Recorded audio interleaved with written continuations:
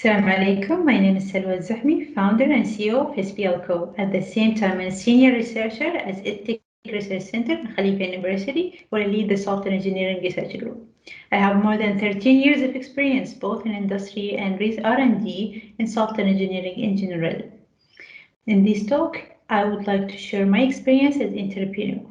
I will walk you through how I started the project, the challenges that I've been through, and also the success factor that make SPL successful till now.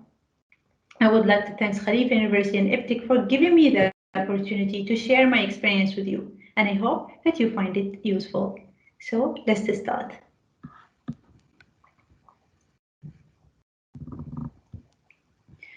So I would like first to give you a brief about my company and what's problem that is solving and how really I start the project itself.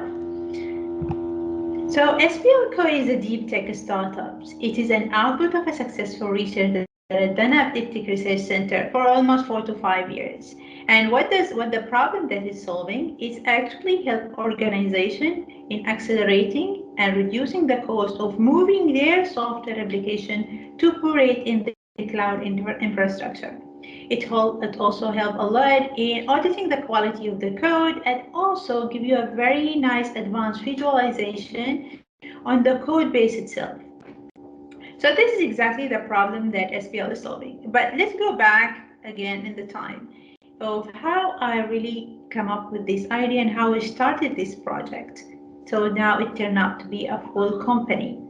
So in 2014, I joined EPTIC as a master's student to dig more deep, learn more in software engineering. I actually joined the research after 7 years of working in industry, particularly most of it was in a private sector, where I have learned a lot of technical skills, and also I've been exposed to a lot of software engineering challenges, like regarding monitoring the outsourcing company when they develop the software, and also the quality aspect, and also the big challenge of how to move these legacy applications to create in the new platforms and infrastructure that cloud. Then when I moved to the research to do my master, I was having a very clear goal in the area that I want to investigate on and solving the problem with. So during my master, I worked very hard to solve those problems, and I have developed a prototype that got a lot of attention from local entities and also from British Telecom, who helped me a lot in validating my ideas and also trialing the solution, and actually working with them inspired me to create a new functionality in my platforms. Then I also been able to publish a lot of things in scientific paper about my work, and also I've been able to get awarded internationally for the solution, SPL solution that I've been working on, as I got the Global Telecommunication Award, and also I've been finalist in a number of others like DevOps Excellency Awards and also the IAT Awards. So I have always have this inner responsibility of inner leadership that I don't want only the project to stop at the research phase or at the phase where I'm gonna just publish a paper about it or get my certificate, my degree. But I always have the vision that I need to have this return on investment by taking the technology to the markets. Particularly that I have seen a lot of attractions on the technology that I'm developing, and both locally and internationally. Because I have that vision, and I try to explore the opportunity around me for commercialization, and absolutely EPTIC and Khalifa Innovation Center was the most supportive entities in taking my products to the markets. EPTIC, for example, helped me to build completely a business case about SPL and all the market study we have done all together with SPL through consultancy with third party. That experience helped me a lot of how I could conduct in a healthy way a market research study. And also EPTIC support me further by putting more resources, more engineers and scientists to work with me on the project. So we move it from the prototype phase to MVP phase, the minimum viable product phase, which was very crucial and very important since we are going to the markets. On the other side, Khalifa Innovation Center helped me further by granting SPL 300,000 dirham in order to support the commercialization um, initiatives. So I used that money to start SPL, where I register a license in Abu Dhabi Global Markets. It is a tech startups license. It's one of the most affordable license that's provided by Abu Dhabi Global Market, and it's made available so they can push new startups to register their company there and to support knowledge economy in general. And also the money helps me a lot in packaging SPL in terms of building brandings and other legal aspects that need to be done at that stage. In 2002, I was almost ready in terms of that I have my minimum viable product ready, helped by support by FTech definitely support, and also having all materials required to approach the customers by the fund that I have, by the granted fund that I have from Khalifa University Center. When I started looking and finding the customer in the markets, I was very close to close a commercial deal with Smart Dubai, where I have done a successful POC with them. And they will get interest so we can go to the commercial deal. But because of the pandemics, COVID have forced a lot of these organizations to put more hold in their budget is for the last year. So our proposal with them is still in the pending state. But that, it doesn't stop me to not look for another opportunities where my main go-to-market strategy was actually to collaborate with software consultancy firm or a system integrator companies. So I was very lucky to connect with the Smart World, who actually agreed to help me to take SPL to market by being a reseller and also to support SPL customers by providing consultancies in order to pack the go-to-market strategy with them. So this is my actually current state on SPL currently, and I hope like in the coming few weeks we will be able to announce our first customers and with SPL Code. But as you see along this journey, I mean, starting from the research and reaching to this stage that we are very close now to reach to the customer, I have been through a lot of challenges and I've been experienced a lot of opportunities to build SPL even further, and so this is only the starting of the talk. In the second part, I will let you know, I will explore to you how the challenging that I've been through and also the success factors that make SPL successful and now. So there is a very important questions before even discussing the challenge is why I decided to be an entrepreneur. And this is a question that everyone have to have a clear answer for, because if you are getting in this space and just for a purpose of experimenting, you might lose your time. You might actually waste the time of the people who is with you because you're not seriously want to be a successful in that space. So you always have to have the questions why you want to be an entrepreneur. It's also this question why you need to answer it, because there is a lot of challenges in the road in the journey itself. So you could easily lose momentum or motivation, but the only reasons that you want to be an entrepreneur will always be there, enlighten you to keep continue until you find the light at the end of the tunnel. So from my side, the main reason why I wanted to be an entrepreneur is because I have, first of all, a passion for software engineering. This is my best first goal. That's I'm working and I am developing something that is very unique, and it is exactly in my area of my interest. The second thing, which is the most even critical part, that I was very keen to support knowledge economy of the country by finding the way of how the research-based project we can take it to the market. It is not like any other type of project, like maybe e-commerce type of a project and other project. This type of a project that's come up from research, we call them a deep tech let's say deep tech kind of a product. It is an infrastructure of products, and usually it is very niche. It's really addressing a very new area, a market segment area, or sometimes they have a very novel ideas. So it's compete with the international available solutions. So it is very useful if we find a way of how we move this research to the markets. This experience itself it was new in the in our community, in our community itself, because most of what we are experiencing mostly is how we, for example, commercialize e-commerce applications or other type of selling products where it's been outsourced.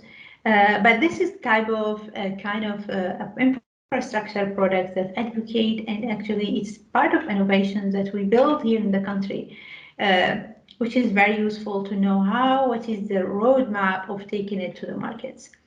So I was very keen to explore the pathway, and so it can be a reference for people who can come after me. The third point is why I want to be an entrepreneur is because I love usually to take risk and challenge. I like to explore new things because that will force me to learn new things and explore new opportunities as well.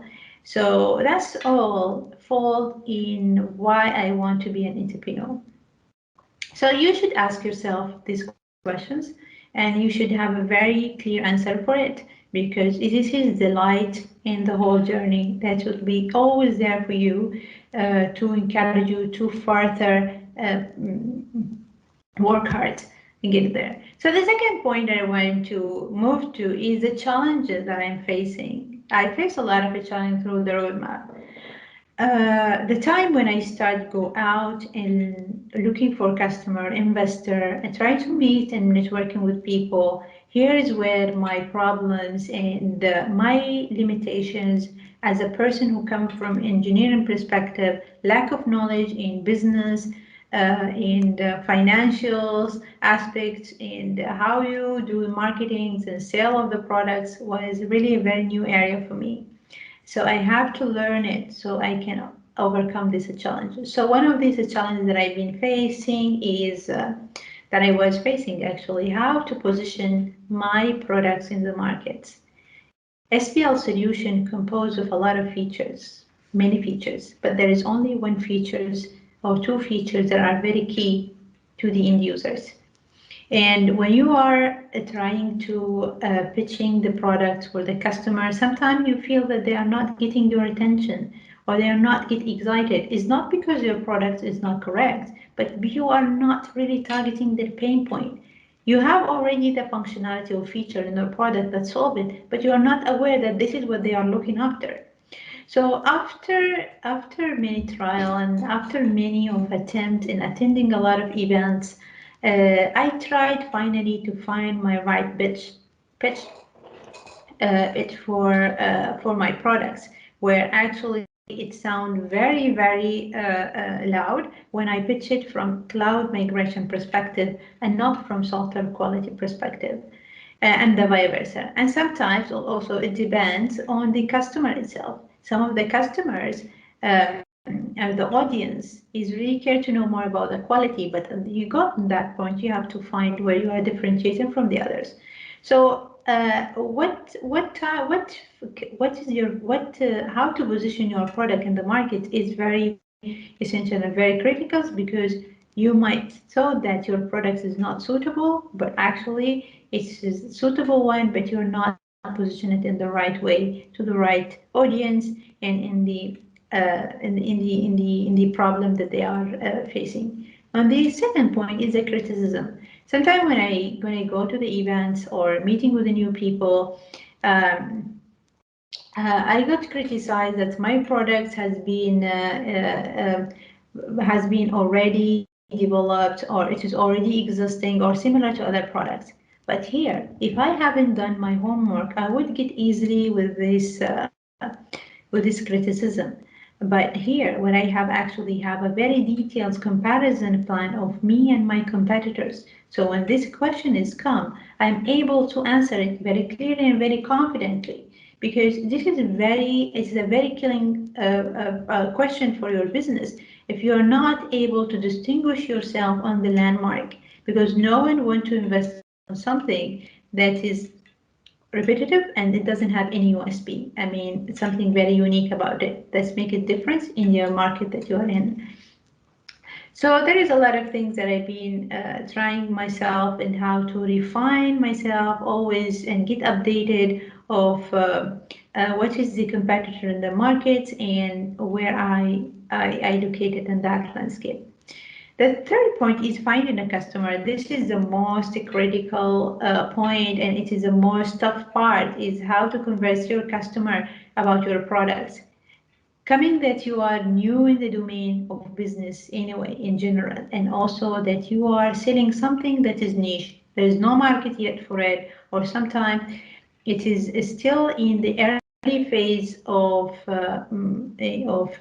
trialing or experimenting. Finding a customer will be very hard at that. But you have to do here also your homeworks. You have to do what we call it attraction box, attractions of where to track those customers. Those customers usually they need to see a successful story of their other customer.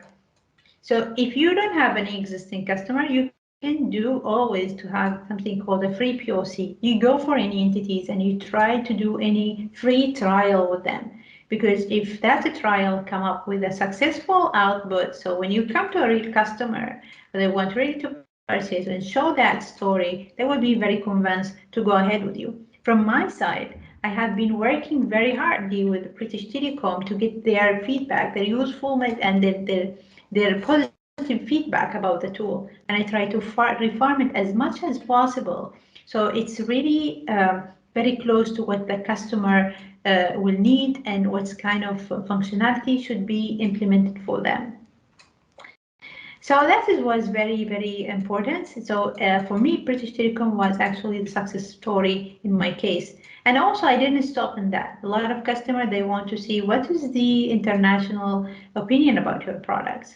Did you want a award? Do you have any patents or anything? So usually the customer will ask you about all those stuff as well. They want to see the attractions. So in my case, I have won a couple of international awards, and also I have been publishing in a very scientific papers and also in the business magazine as well.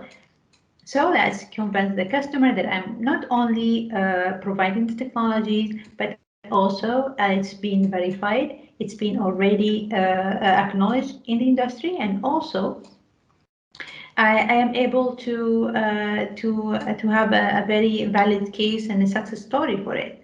So this is one things that part of your homework that you need to do before you go for a customer.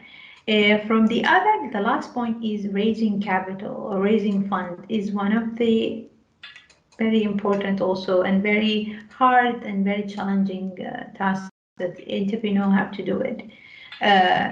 You have to be very keen and very knowledgeable about how you're pitching for investor. It's really an art and it's really a skill that you need to acquire.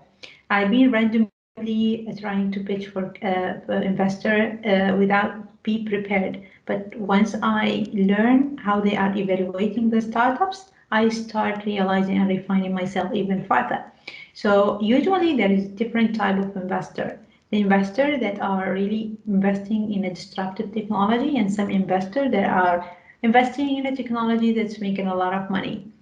So when you approach the investor, know what they are really looking after, because that's you need to adjust your pitch based on your audience of the investor. And this, at the same time, the investor always will be looking to three main things. Do you have an IP protected for your technology? Do you have any patents for the technology? Because this is raise actually the valuation of the company and also will make them protected. The second part is the second point is the team. Is your team is a strong team? And I say strong team is not to have a team that is all technical team, but no, there is a variety of skills in that teams. And this is where At the beginning, I faced a lot of a challenge, but afterward, when I built and expand my networks, I was able to attract other member to join the team of skills like business development, marketing, and also um, business advisory and innovations. So this is the third part that the investor usually looking after is if you are really having you as a founder is really have the skills to sell your products by yourself, or you have the skills of how to raise fund and how to run your business, or also how to work with this capital that's being given to you. So if you are a founder or you're co-founder, you must have these skills, because usually the investor is very they're very careful of who they give their money and how they're going to spend it. And they will be really working with you in parallel on that, and they will be chasing you. And if they see that you are not actually capable of that, I mean, there's things that can happen afterwards. So you need to be very strong in terms of other area that you might not have a knowledge of, but you need to build it as you're trying to raise fund and capitals. And I also in that part I've been experiencing two type of investor. As I said, one investor was from UK, was very interested also to fund the project, and also another investor from banking sector. The only thing that doesn't work with them is because the amount of share that they're asking for is very high, and at this early stage, and there is a lot of negotiation about the valuation of the company. So I thought it is going to be a very early stage to go for international investor. So I was thinking that it's better to focus in the local investor first, then I will open the share of the company for international investment. But it was a very good explorations of how the investment raising in fund is actually is happening. The success factor. The success factor. You can see those all the challenges that I've been through, but what is really making me move on, and continue exploring and keeping trying different way of the journey. First of all, the passion that I have for what I am developing. I've been working on this for quite a long time, and it is actually in the area that I want always to have an impact towards the software engineering area. So that's always keeping me alive. And if there is those challenging coming in, I was always trying to find a solution to overcome that challenges.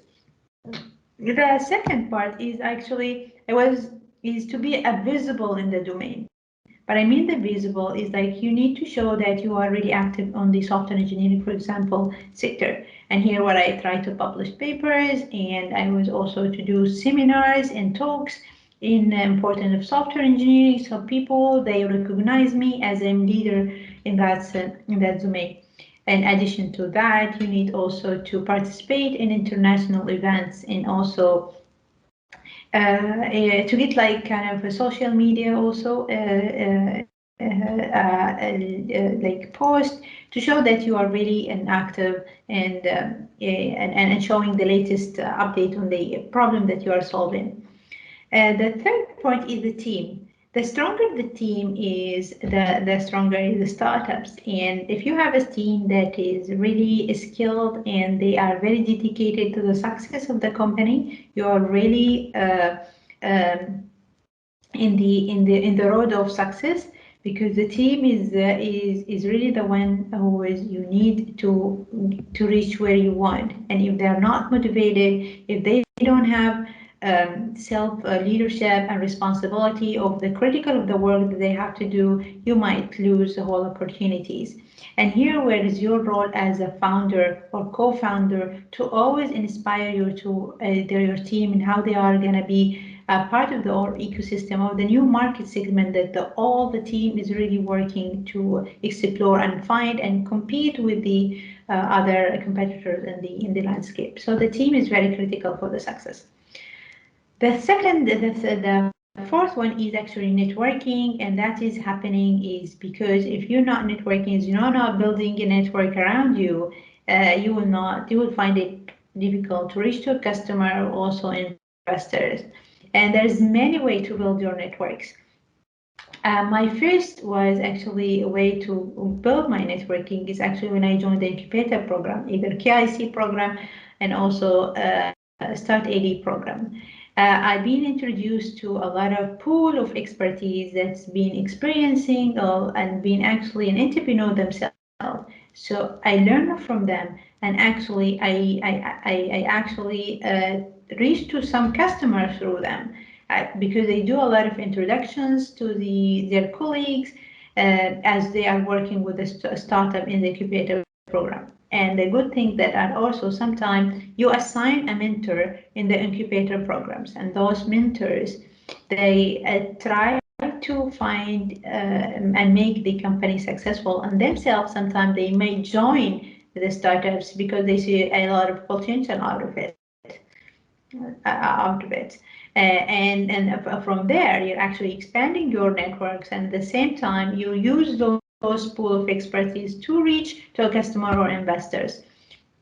And this is exactly what happened in my case, where I've been exposed to a lot of expertise and a lot of people from different entities here in UAE and externals who was really keen to work with me, and also I come back to them if after I completed a specific implementation of a feature, or if I have further fund to collaborate with them on other things. So this is all about my success factors. Let's make SPL successful till now. And the last point that I want to cover here is like that why it is important to be an entrepreneur. And why it is important to be a good leader. Entrepreneur journeys actually put a lot of stress on you in terms of how fast you need to improve your skills based on like, for example, in the business aspects of the companies and financial aspects of the companies. At the same time, it's build a lot of your leadership skills because you need to manage your small team to achieve a very big targets. So the entrepreneur journey is teach you a lot of leadership skills, and that skills will be very, very great input to inspire a new generation, inspire other entrepreneurs or other new entry in the entrepreneur world, because when you are an entrepreneur, you have learned a lot of from that journey, and you can transfer that journey to another entrepreneur who can learn of it, and that will accelerate and grow that ecosystem of entrepreneurs in tech startup, for example, or other type of startups. The second point is the boost of innovations. Usually entrepreneur, in particular in our area of deep tech, we are working in a very niche in infrastructure products, which is really built around innovative ideas and novel ideas. It will be a waste of investment and a waste of effort if we just leave it at the publication level and also at the degree level. So unleash, I mean, every person, when you go to the entrepreneurship, they actually have this self of responsibility actually and leadership that these innovations should really continue. You should really continue and close the life cycle and take it to the markets. By that, you are actually contributing to your society and your community by creating a new market segment. You actually will create a new job, and you will actually open a new source of income and financial in these ecosystems and all these market segment that you have open. So you will have actually being an entrepreneur. It will make you a very strong leader in your domain, and also you will have this sense of responsibility to the community that you are in. At this point, actually, I close my talk, and I am very delighted and appreciate Khalifa University and IPTIC to give me the opportunity to share my experience with you. If you have more questions or if you have other things related to the how to start your companies, and also if you want to know where to start and what is the program that is provides support for entrepreneurs, please feel free to reach me on my email or also to Khalifa University marketing team. They will definitely forward the question for me, and I will be more than happy to answer them. It was, and I hope that you find this talk is useful. And I wish to get in contact with anyone who would like to get more information in my company. And thank you very much.